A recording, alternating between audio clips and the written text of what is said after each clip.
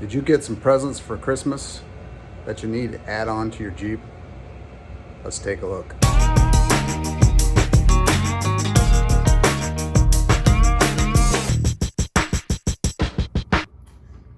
Well, this is what I got for Christmas. How fun is that? Well, you might be saying, hey, where's the big twin compressor? Well, that's a little bit too expensive for me.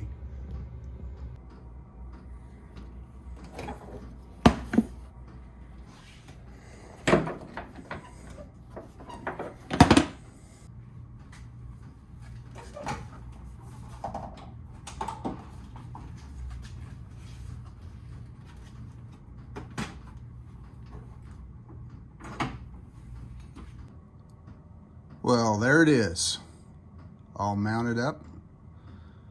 And kind of sorry I didn't show you how to do it, but I was too excited to get it in. But what was totally frustrating on this whole deal is that this bracket right here, I could not figure out how the heck to install it. This is the ARB twin bracket, and I put the single on it. Now there's a hook shape, and I can't really show it to you because it's underneath this brake booster. You can see, if you look down in there, you can see just the, maybe I get a little light down in there. You can see the bracket that just, maybe can't see it. Anyway, it's got a little tail. And that little tail will go under that bracket and, you know, this way around the bottom part of it. And could not figure that out, because if you look at this bracket sits vertical, like up and down this way. And I was thinking it would have a platform for this to sit on, right? If you look around, yeah, see, here's the side of it right there. So it's a vertical piece. Now I went with the dual because I figured, well, if I decided to upgrade to the dual, I could do that and just install this on there. The problem with that was it only had the holes drilled for the double. So all I had to do was drill a couple extra bolt holes, and that went right on. And of course it clears everything. It's real easy to fit in there once you figure it out that that's where it goes. Now this one has a post that goes down right in there, and you bolt it to this fender right here. So bolts right into there. So you have a little additional support. Some of them are just little small things that only bolt down into that brake booster, which isn't very adequate if you ask me. But I wanted to do a remote hose. So what I did is here's your pressure gauge right there, pressure shutoff. But instead of putting the filler right here, the chuck, I decided to run me a hose down into the front of my bumper, and all I had to do was just drill a hole, and there's my chuck. So now I don't have to close my lid in order for me to fill up my tires or to air back up. So I think that's going to come way in handy.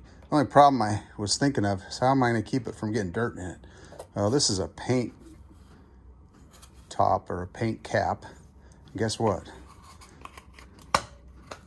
It snaps right on.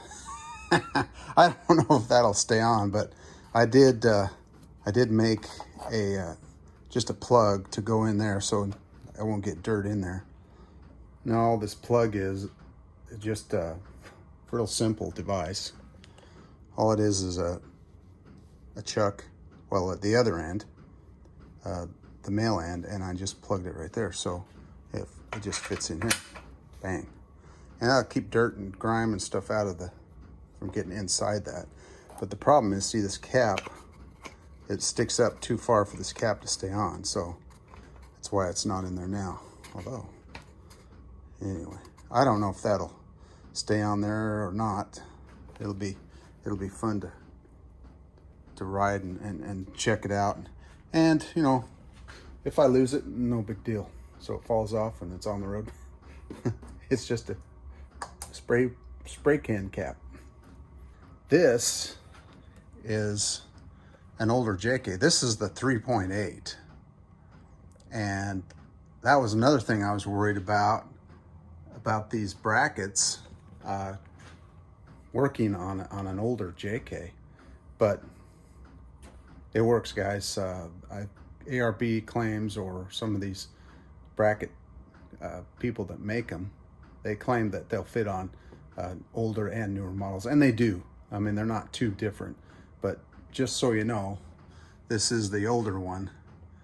And I just could not find enough videos out there, and it was frustrating to me to figure out how to put this bracket in this Jeep. Couldn't find nothing on it until I come across a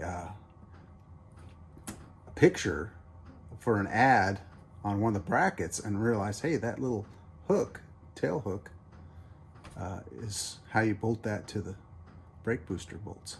So just a short video. Thought I'd let some of you guys that did get some of these or are mounting some of these an idea how to bolt that in.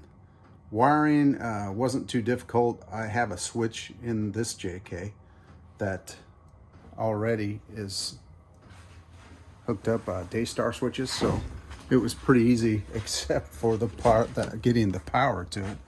I couldn't find a very good power source, but there's my Daystar switches right there, and my lights are hooked up to it, and then there's the compressor. So I had 2 extras, so I just put that in there. But I was trying to find a source to put it has to have a 12 volt source to trip your relay to turn on that compressor. And I was trying to find one. Man, I had a hard time. And then my son-in-law says, hey, why don't you just do what this other guy did, run just a hot wire right to the switch. And so that's kind of what I did. So I came on and I just ran a hot lead wire, you can see it right there, from my battery just all the way in and into the firewall. And that solved my problem. Man, it was kind of hassle to try to figure out how to do that.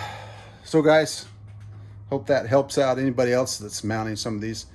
You know, I got to find out that running this single compressor versus a buddy of mine that has the dual compressor, I was within, man, a tire of him. We're really close to almost the same time. Me filling up from, I got 35s on my rig. Probably already knew that, but going from 15 pounds, I didn't quite have them down to 10, but 15 to 35, I was done pretty close to the same time on his 37s. He runs 37s on his JK or JL, and he's going from 10 to 35 probably, but I was close to being done at the same time. So I was pretty pleased with this single, and it's a lot cheaper than the dual. But and then you can run your lockers off this one, of course. My goal is to maybe mount an air tank in there, maybe a gallon tank or something similar. I don't know how big a one I can get in there, but I don't know where I'd mount it.